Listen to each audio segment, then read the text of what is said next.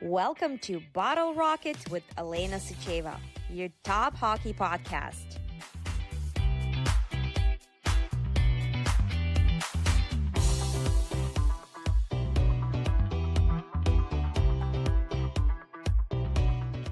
Welcome back to Bottle Rocket. I'm your host, Alena, and today we have Maeve, who is joining us shortly, Jerry, and the really special guest, author of a book, The Last Original Ranger of New York, Bryan Reilly. Hi, Bryan. Thank you so much for joining us. We're thrilled to have you here. I'm thrilled to be here. Thank you. Bryan, what first inspired you to write The Last Original Ranger of New York? Was there a specific moment or story that sparked it? Yes, it was that I didn't know the answer to a question my son asked me. So we were at a Ranger game several years ago, and the Rangers up in the Jumbotron, as all teams do, show pictures of their teams throughout the years. And I'm sitting there, and I had a long history. My career was in sports photography. So I have a pretty good knowledge of who players are historically and as well as currently. And I'm rattling off these names, and he's very impressed. And we get back to the early years of the Ranger team, and all of a sudden these old sepia tone photos are showing up. They're beautiful. You can see the players in their old sweaters with their leather gloves, and I don't know any of them. I don't have no idea who they are. So I go home that night and I just look up the original Ranger roster, and the first thing I noticed were their names. There's names like Bunny and Taffy and Ching and Raffles. And it was already late, but I said, who are these guys? And that was how I started doing research. I had no idea it was going to lead to a book. I had no intention of writing a book. I was just as a hobby, I was writing short stories for myself. And I started doing some research into who the original team was. And at first, what I was discovering was, boy, there's not a lot on this. It's really not a well-covered topic. And so I started doing a deeper and deeper dive, and I ended up going to the New York Public Library to find the original newspapers from 1926. And what I realized when I got there, I found the microfilm that I was literally the first person to ever open up these boxes. And I realized no one's ever read this. No one in many years has read this stuff. And I started just compiling all this information. And I didn't know it was going to be a book. I wasn't really thinking along those lines, but it started dawning on me that, wow, I've got so much stuff here. And I was finding out amazing things about these players. And at first I thought, well, maybe I can write this as nonfiction. But the deeper dive I did, and at this point, I'm literally spending months doing research on this. And I just felt like I wasn't finding enough firsthand accounts. I wasn't finding enough quotes. I wasn't finding reporters doing deep dives on the team and on the players. What I was finding was a lot of box scores and a lot of paragraphs that were about this big that were published the day after the game that would tell you such and such person would score in the second period. But that was all I was really coming up with. And then I found Frankie Boucher, who was one of the original Rangers. He was the center on the team, a Hockey Hall of Famer, and would later go on to become the team's general manager, and one of the most important guys in Ranger history. There you go. Thank you. The great George Grimm. Absolutely. So I found that he wrote a memoir in his lifetime of when the Rangers were young, and it's out of print, but I tracked it down a copy. And man, I just read that thing because it was literally him writing it. It was first person account, and I already knew probably all that I could know about Frankie Boucher at that point. But here I'm reading his own words about when the Rangers were born and how they started and his relationship with the team and the coach, the other players on the team. And I'm like, oh my God, this is an unbelievable first person account. But it was the only one. And so the idea came to me, since I play hockey myself in a beer league, I've been playing for a long time. I write short stories. Could I create Well, there he is. There he is. Hello, Stan. Hi. Well, I got a question for you. Okay. If the Rangers that you wrote about stunk out the joint at home for 3 straight games without a single goal, What would Lester Patrick have done about it? Considering we only had 2 forward lines and 3 defensemen, I would say his options were probably a little limited at the time, but he probably would have sent one of them packing. But Lester would not have panicked. We're early in the season. I happen to think the Rangers are actually playing pretty good. Obviously, we're just not scoring any goals at the moment, but they'll come. Do we have a deep offensive team? Not at all. Not at all. I'm concerned about our offense for sure, but our defense is playing better than I anticipated, and our goaltender is being on his head. If scoring goals is the worst problem we have at the moment, we can work with that. It's early in the year, Stan. Let's not panic. I didn't say anything about panic. I did write a column, and I said panic is a stupid word to use even in the middle of the season. For crying out loud, when the Maple Leafs won the Cup in '67, people don't know, at least they forgot about the fact that they lost 10 games in a row. 10 games in a row. In February, Punch Imlach went to the hospital, a nervous breakdown. And by the Ken Clancy took over the team, he straightened them out. Imlach came out, and they wound up winning the Cup in '67. What I'm saying is, when you don't score a single goal on your home ice in the centennial year, it's a disgrace, isn't it? It's disappointing. A disgrace, right? Yes or no? It's not funny. People are paying a lot of dough to see this team. They are, but unfortunately, there are no guarantees that come with that ticket. Excuse the first game. They looked like they were dead from the neck up. Yeah. I don't disagree. That first game was rough to watch. Since then, I've been a little bit more impressed. Don't tell me it was rough to watch. How do you explain it? It's the opening game. Well, the goals will come, Stan. The goals will come. I'm not talking about that. I'm talking about the opening night. They stunk out the joint. They looked like they were dead. How do you explain it? Well, they obviously weren't prepared. They're playing under a new coach with a new system. They looked flat. There was a couple guys that were injured, and that's not an excuse, but there are a couple guys that during the preseason didn't get as much time to work on the new systems as we might have hoped. But none of that is an excuse. They were flat. And I have the solution. I'm going to ask T-Bag up there to phone them up and let them know there's a game tonight so they can prepare. Obviously, they didn't check the calendar. What are these guys, what they are? They're fat cats. You know that.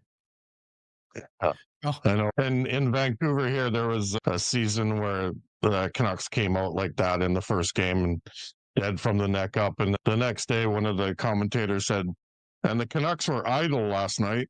Unfortunately, they were playing Washington at the time. So it's like, it happens. I don't know, like teams come out flat, they lay an egg. It just happens. But yeah, you're right. The opening night, home ice, yeah, they disgraced themselves. No doubt about it.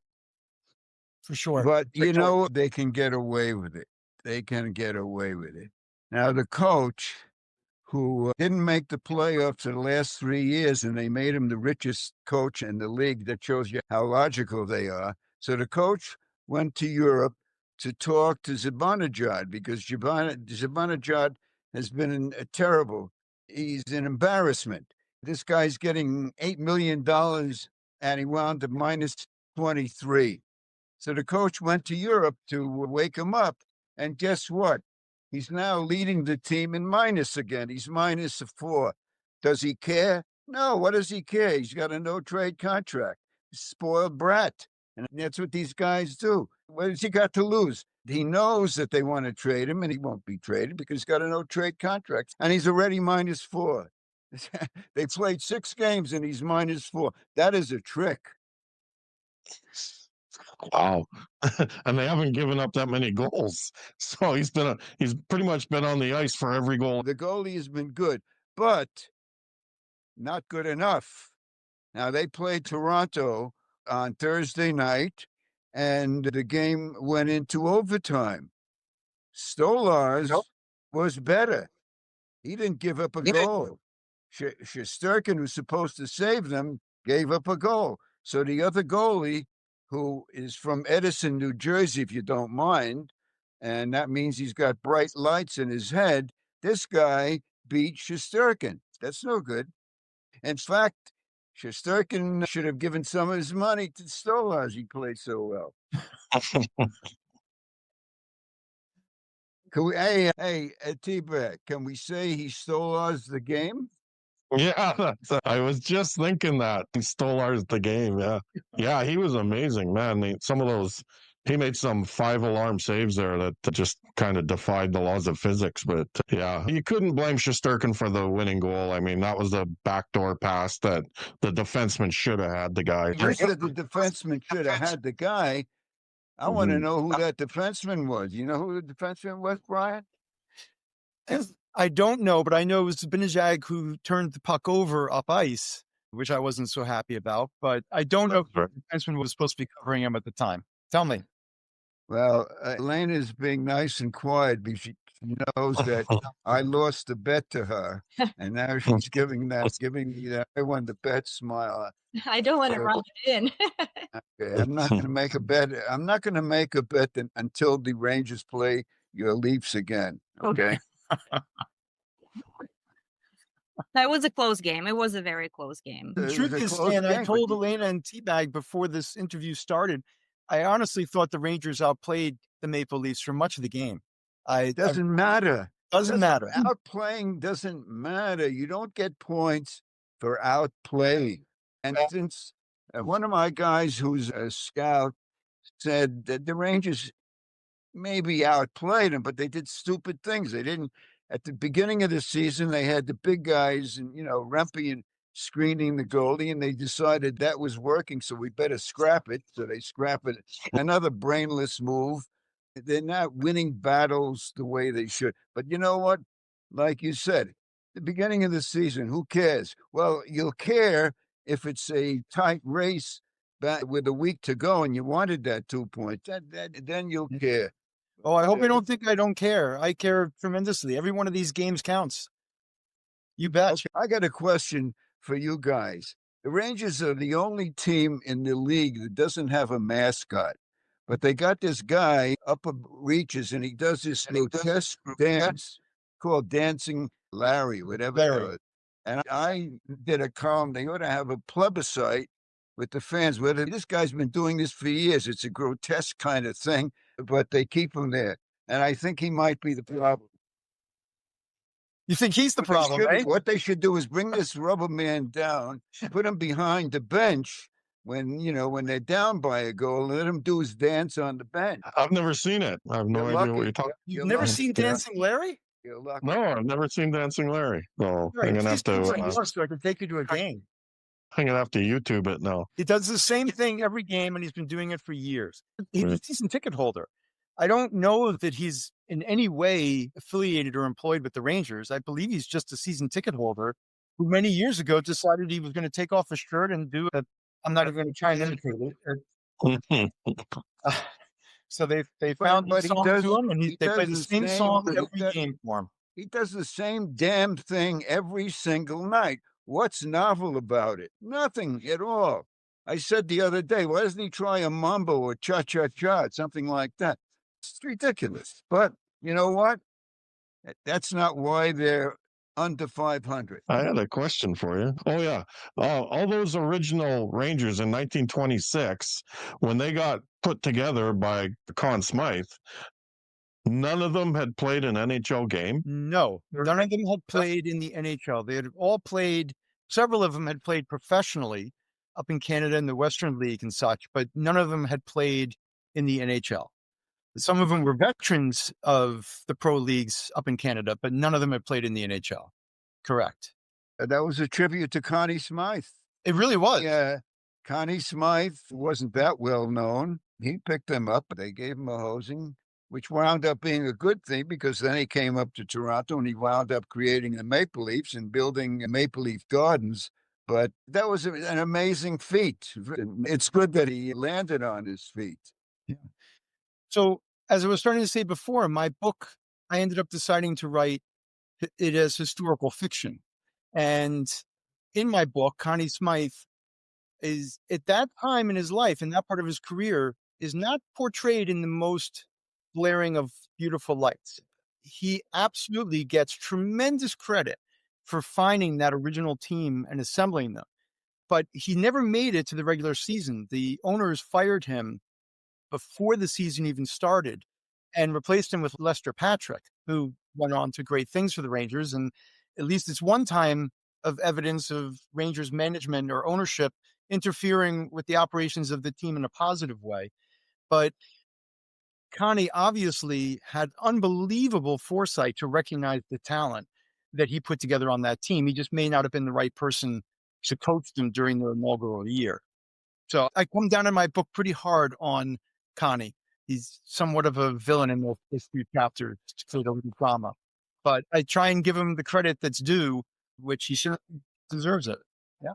Why was he a villain? There's not a lot of documented evidence as to why the team fired him. A lot of it seemed to indicate that the team told him to hire or trade for Babe Dye, and he refused to do that.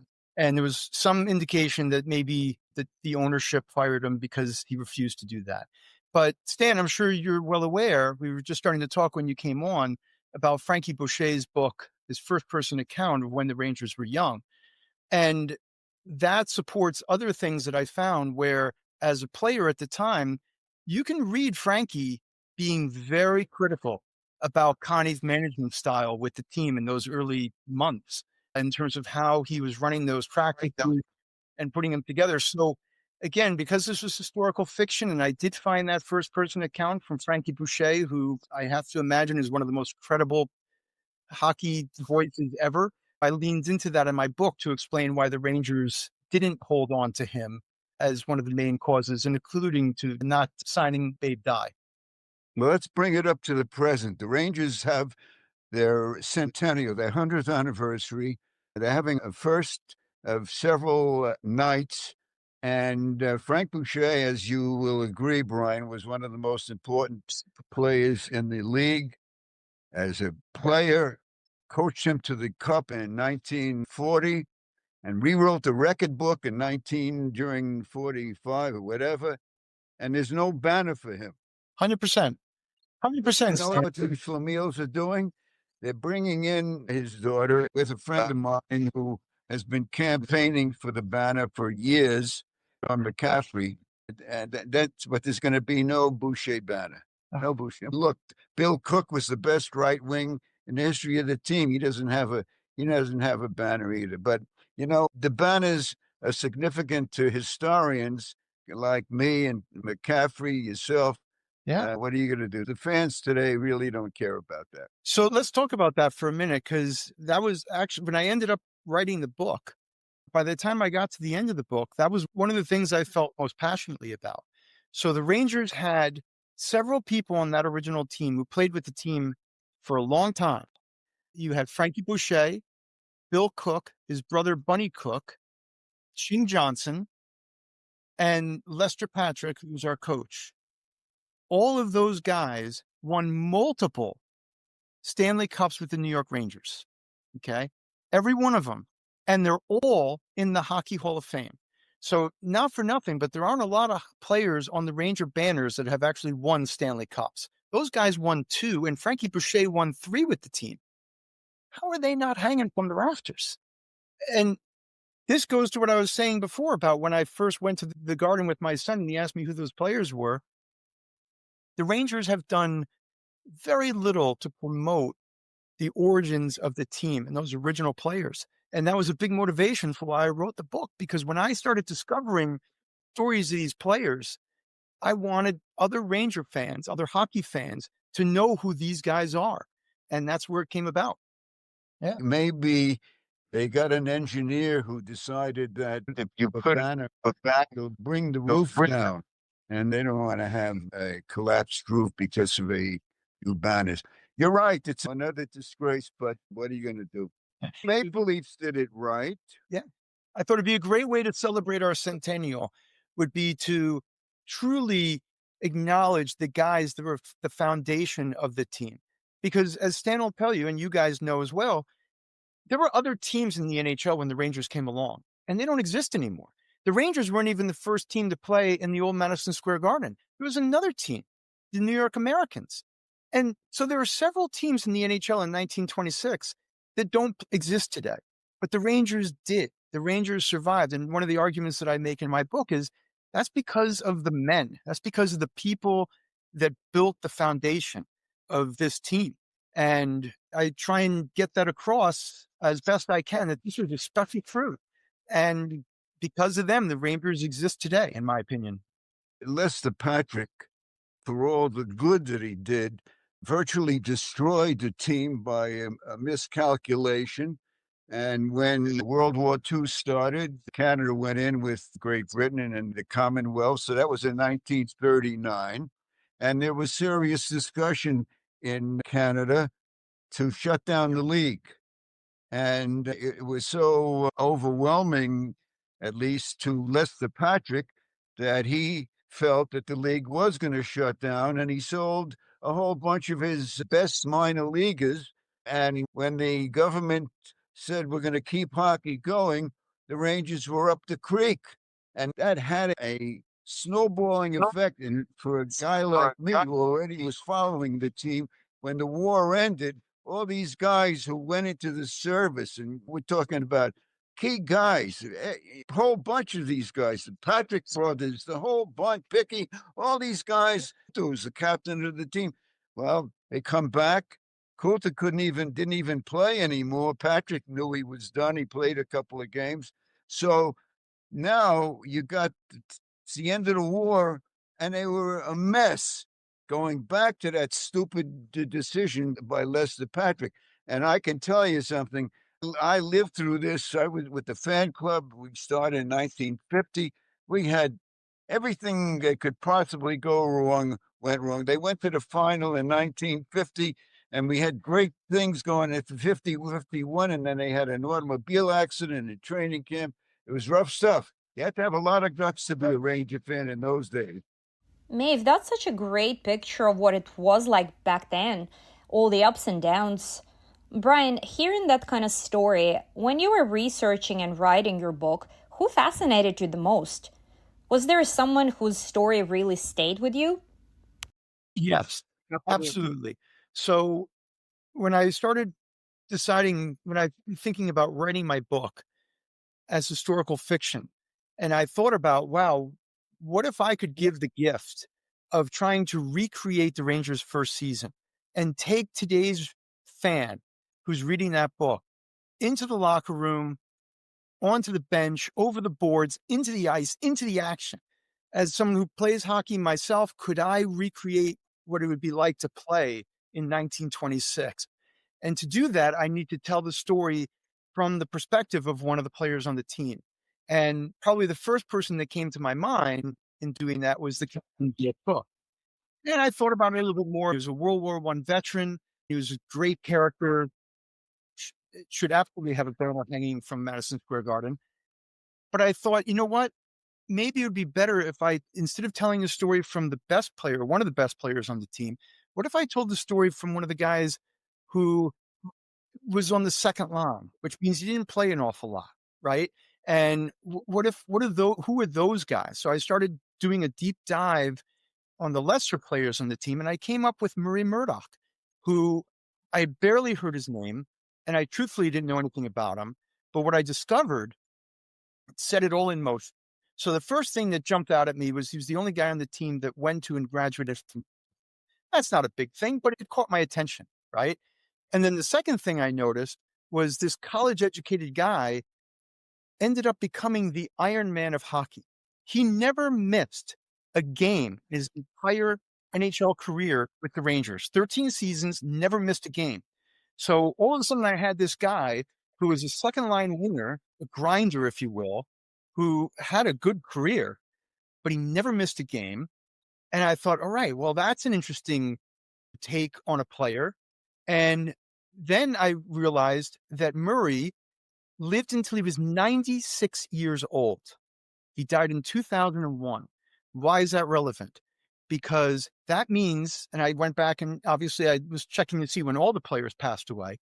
Murray was the only player to witness all of the Rangers' Stanley Cup victories. And I thought, wow, that is a unique perspective for him to bring to a novel in old age. he's the only guy alive who has seen all of the Rangers Stanley Cup victories. So right there, I thought, wow, this is the guy I'm going to end up writing about. But then I discovered the final thing. I discovered, well, I didn't discover it myself, but I did the research and realized that Murray has a distant relation, and they knew each other in life, with the great Mark Messier, who's literally the captain of the Rangers in the year they won the Stanley Cup. Once I realized that, the book wrote itself. Honestly, it all became about the idea that Mark and Murray knew each other in life. They were distant relatives. Here was the captain of the New York Rangers in 1994 trying to win the cup, and he has a direct relation to the very first team that the Rangers put together. And I just thought, this is it. This is the story. This is how I'm going to proceed with these two guys getting together in 1994 on a day that Mark has off. Murray is 90 years old at this time, and Murray's going for his very last skate on a frozen pond at the age of 90 with Mark Messier. And during that day, Murray regales Mark with the story of how the team started and the players on that team. And that's how I bring the audience into the book from the perspective of Mark Messier. As Mark is learning about the original team, the reader is too. Well, Murray had a double life. He became as legendary as a collegiate coach at Yale. At Yale, absolutely. And I had the pleasure of interviewing him at his home in New Haven, much before the Cup win. And he was, as Bryan depicted in the book, just a fabulous person in every way. And it's always a thrill to talk with a guy who's done that. Part of my good fortune was to have done it with people like Murray. Murray was in history of collegiate hockey as notable as anybody. So that's a hell of a good life. First as the original team, Iron Man, that's a huge thing. And then to be a notable hockey coach in the collegiate level at Yale. He was a great guy. Yeah. So there's your answer, Alena. Once I discovered Murray Murdoch, he became the protagonist of my novel. And his wife, Marie, is almost as an important character in the story as he is. And that's where the story goes from there. Actually, I wanted to ask about Mary. The relationship between Murray and his wife, Mary, feels incredibly real. How did you capture that so authentically? Honestly, at this point, it falls into historical fiction. It comes down to me as the writer. I did all the research I possibly could, but at the end of the day, I just let the story flow where it flew. And I think that's actually one of the most beautiful parts of the story is the relationship between he and his wife. And as near as I can tell from people who've read the book and who knew Murray in life and knew his wife, it seems that I've got it pretty good, but it is a work of historical fiction. I tried to make it as accurate as I could, but unfortunately, a lot of it's my imagination. So, but that was a great part of the book. And I recall that the wives from that team, Frankie Boucher's wife, Ag, I got to know Ag, and Frank was in New York managing. In fact, he was my boss. What a wonderful gal, Ag. And I know from reading also the Cook brothers had nice, interesting people for wives. So Murray Murdoch with his wife, that was a key. There are a lot of key parts of the book that were terrific. And I'd love to do a book about the Americans. But only in my dream. I think they're going to forget about it. But the Americans should be honored by the Rangers, because if it wasn't for the Americans, it never would have been the Rangers. Right up until the beginning of that season, the Americans were 24, 25. They weren't even going to put 25, 26, excuse me. They weren't even going to put an ice plant in the brand new garden because Tex Rickett didn't even know from hockey. And he had to be convinced by a Canadian writer from Hamilton who was working in New York, Bill Macbeth, put the thing in, see what happens. And on opening night, Tex Rickett, who was running in the garden, he was on pins and needles because he didn't know whether hockey was going to go over. And of course, the Americans, even with their drinking and all their carousing, they were a big, big hit. And at the end of the season, they were so big a hit that Tex Rickard said, we'll put our own team in because the Americans were paying rental. And the Yes. Rangers, when they came along, they had a freebie. But if it wasn't for the Americans' success, it wouldn't have been the Rangers.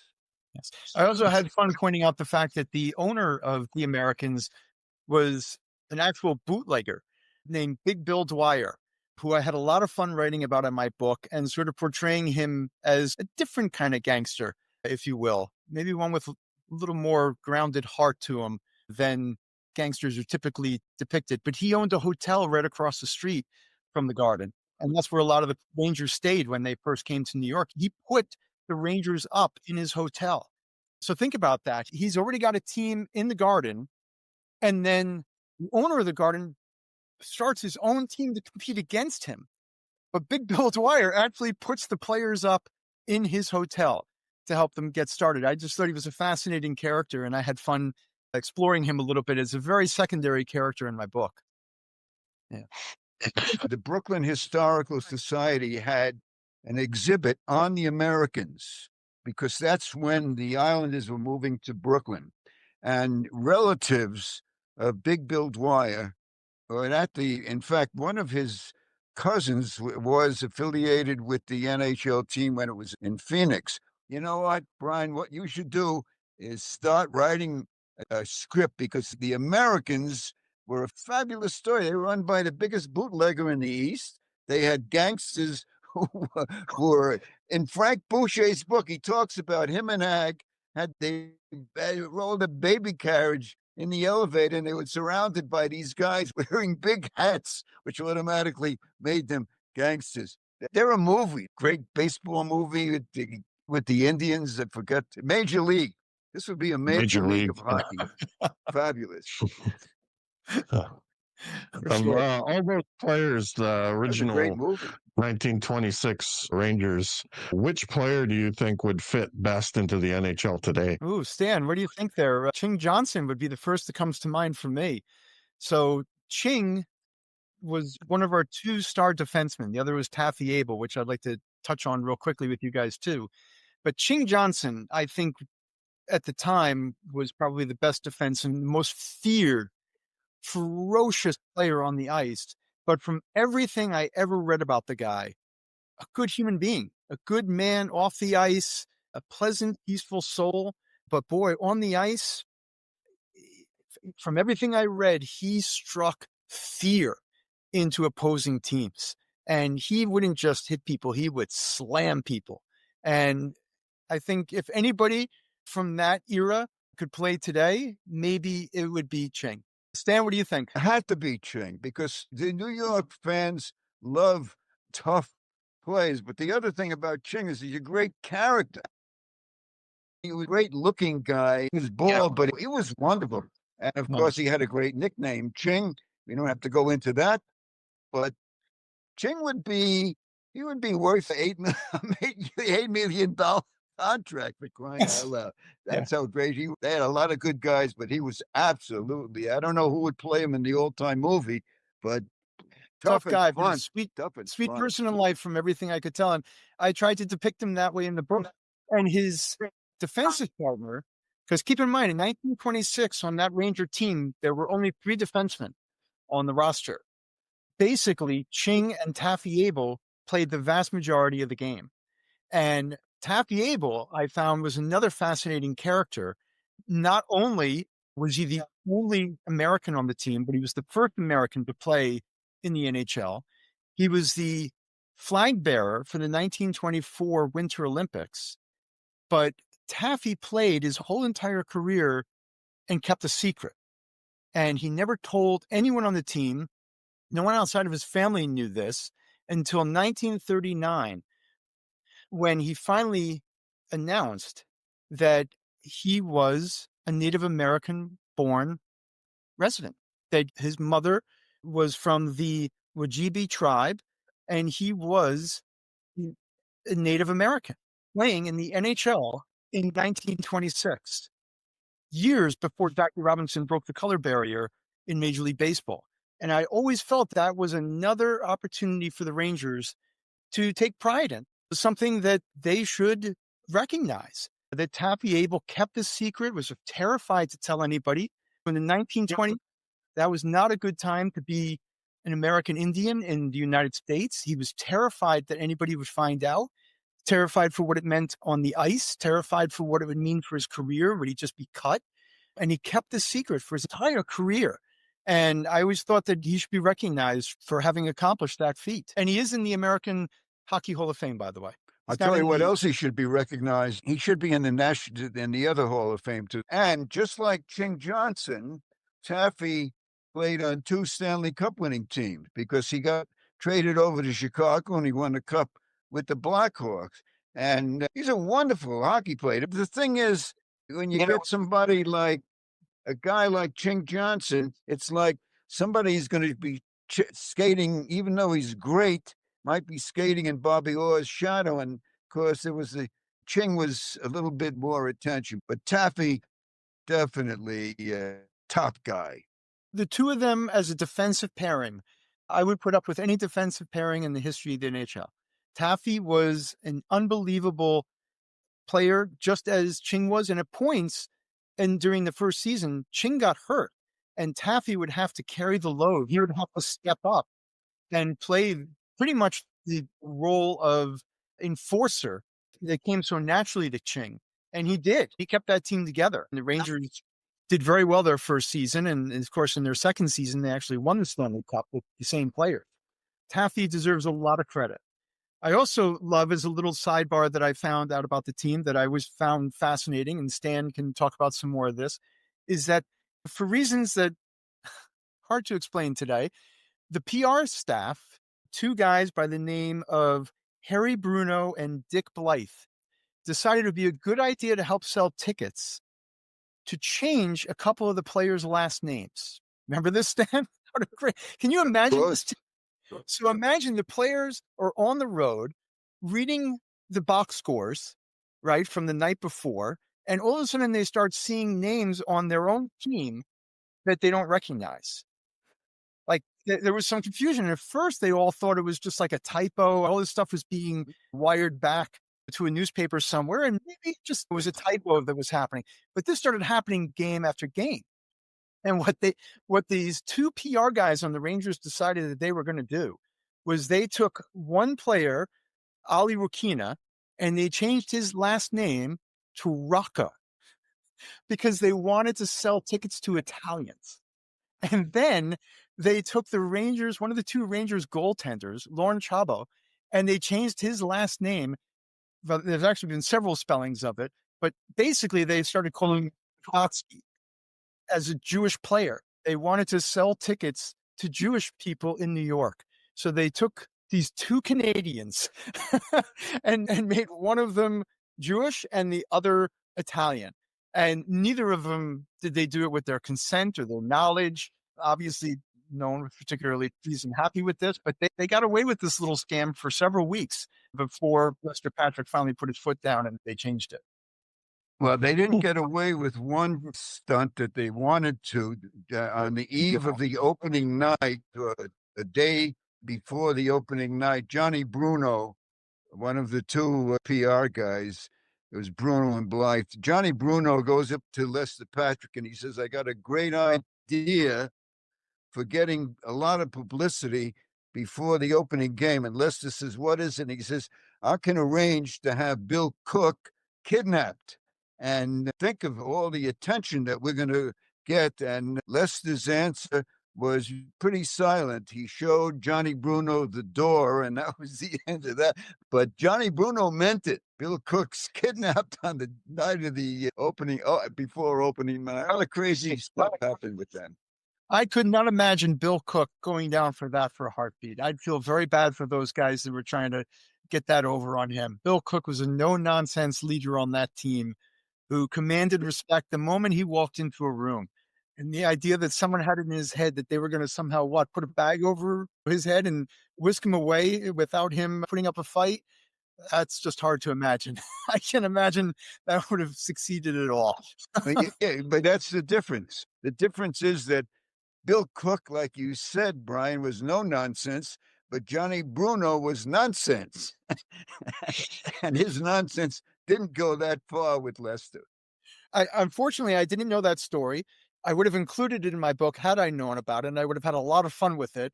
But just for a moment, let's pretend that Lester Patrick had turned around and looked at Bruno and said, "You go ahead and do that and see how that works out for you." That would have been an interesting outcome because that would not have turned out so well for Bruno at all. Yeah, something tells me Bruno wouldn't have walked away from that one. Bryan, you balanced the history with a ton of humor. Was there a moment that just cracked you up when you were writing? Well, I really just wanted to humanize these guys, right? I really wanted to find a way to have the reader connect with them. In fact, what I really set out to do was try and create. So anyone who reads this book, I wanted you to know the players on this team better than we know current players today, right? If you were to ask me to talk to you about Shesterkin with the Rangers or Panarin or anybody else, the truth is I don't know a lot about these guys other than what I watch in the rink. I mean, I know where they're from. I know where they played before, this sort of thing, but I don't know them as people. And what I wanted to do in this book was to make them as real as possible so that you feel like when you're finished reading this book, you feel like you know the Cook brothers, who Bill and Bunny Cook are, on a real honest level.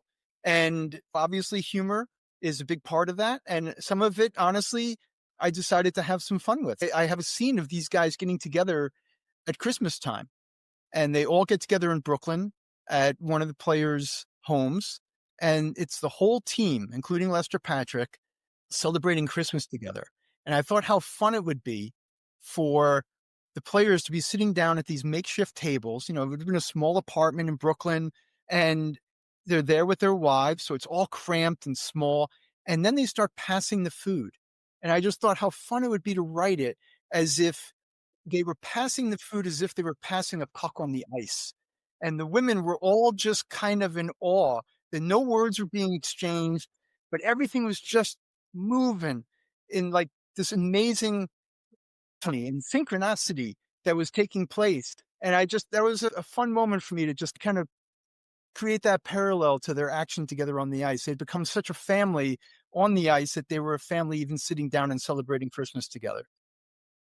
Yeah, but there's a tie-in, a very important tie-in, because as Alena knows and T-Bag knows, I was a huge Maple Leaf fan. And particularly starting with the 46-47 season, 47-48, which was the greatest Maple Leaf team. Connie Smythe said they were the first team to win 3 cups in a row. But in my reading about them, Howie Meeker in his book and others have said the key was the togetherness. And what they did, every single week, the entire team would go to one of the players' houses. Every week, it was a weekly thing. And that's what made them, part of what made them a fantastic team. And if you don't mind my saying so on the air, I love those guys. I love those guys. I tried to do the same thing, recognizing that in 1926, when all these young men, almost all of them Canadian, are showing up in Manhattan for the first time in their lives, right? I mean, imagine what that's like, right? You've got 12, 13 young men, some of them World War I veterans, but all showing up in Manhattan for the first time. And all that must have been like for them. I've lived here in New York my whole life. To me, it's normal. But I was trying to imagine what it would be like for someone like Murray, who came from Winnipeg, showing up in Manhattan for the first time in 1926. My God, what would that have been like for him to experience that? And they didn't have homes at the time. They were just literally kind of living on the road, even when they were here in New York for those first few months, until they were sort of finding their way around and finding their place. So for me, trying to build that bond, that was all taking place on the train as they would be waiting in Grand Central or Penn Station to go to another city, building that bond there, and then building it in the speakeasies. In 1926, alcohol was illegal, but there were plenty of speakeasies to be found in Manhattan. And there was a great one, literally almost a part of Madison Square Garden that the Rangers used to frequent. And it was owned by the Americans' owner, Big Bill Dwyer. So the Rangers would go there after game. And in that speakeasy, you would find the Broadway crowd, literally the actors and the people that just came from a show in their tuxedos would come into that speakeasy And that's where the Ranger and fans from Ranger games would show up after games as well. So to me, those are great settings to have a lot of fun and to build camaraderie, to build that family and that connection. So a lot of my scenes in the book, I try to have a lot of them take place on trains and in speakeasies. So yeah.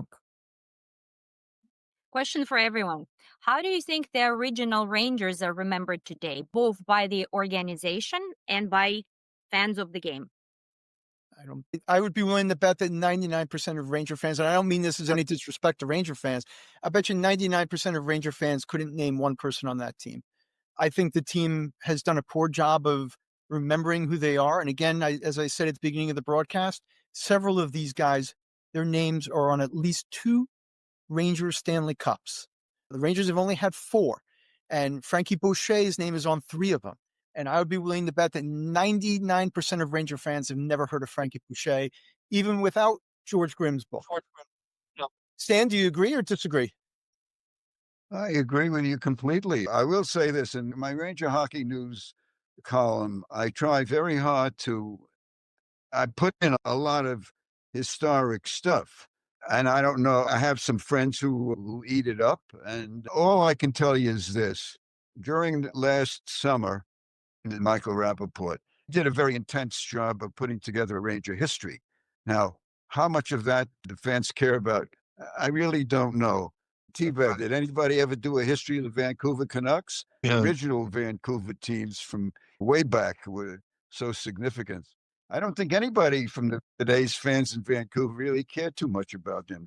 Am I right or wrong? Well, the original Vancouver Canucks played in the old Western Hockey League, and I would be surprised if any Canuck fans could name a player from the old Western Hockey League Canucks. And there were some great players. Johnny Bauer played for the Western Hockey League Canucks, and the original 1970 Canucks, Orland Kurtenbach, Barry Wilkins, Andre Boudria.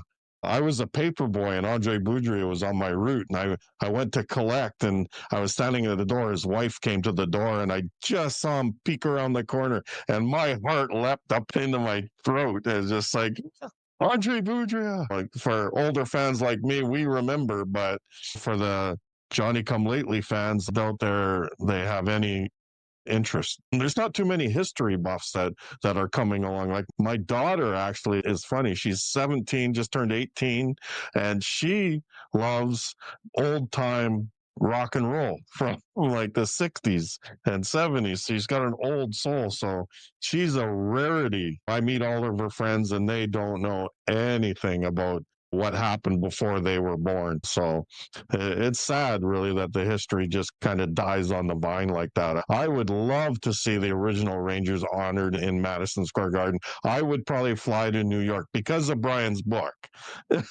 And I would fly to New York. I would stop in Toronto, pick up Alena. We would go to Madison Square Garden and see that ceremony.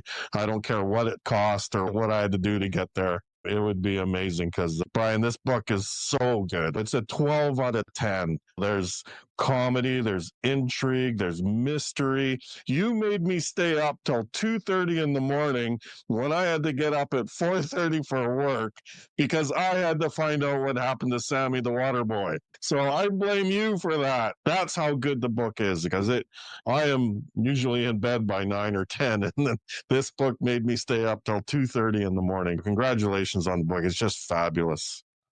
Thank you. And I'm not a Ranger fan. I'm a Canuck fan. That was the melodrama apart from the action on the ice and the players. And I told Brian a long time ago that I loved that part of it was an extra dimension that made the book so fabulous. It makes it so fabulous. Loved that part. Thank you. That means a lot, Stan. Thank you. Just one last question from me is, the book is not dedicated to me, which I find surprising, but it's dedicated to Quinn. Like, who's Quinn? Quinn's my son. Yeah. He Quinn is my- about the question you couldn't answer. That's right. But my son, he, as a 3-year-old, 4 years old, he wanted to start playing hockey. So that's when I started playing hockey. So I didn't play hockey as a kid. I started playing hockey the same time my son did. And his whole youth, and for 25 5 years of my life, I played beer league hockey because my son had to play hockey. And obviously, it wasn't long before he was a far better hockey player than I ever was. So Does he still play? he's 29 years old now, lives down in Wilmington, Carolina. He does play some pickup games, but it's not as often as he would like. He's got a young family as well, so he's got some priorities going on. Yeah. Well, please give him our best. His book dedicated to him is quite an honor because it's a great book. So Thank you. Bryan, this was such a great chat. The book is amazing. Seriously, everyone needs to read it. Thank you for being here. Everyone check out The Lost Original Ranger of New York on Amazon. It's available on Amazon, right? Yep, Amazon, Barnes & Noble, yep. Excellent. thank you, Bryan. Thank you. And I'll see you guys, Teabag and Maeve, next week. Okay. Hey, cheers, Stan. Cheers.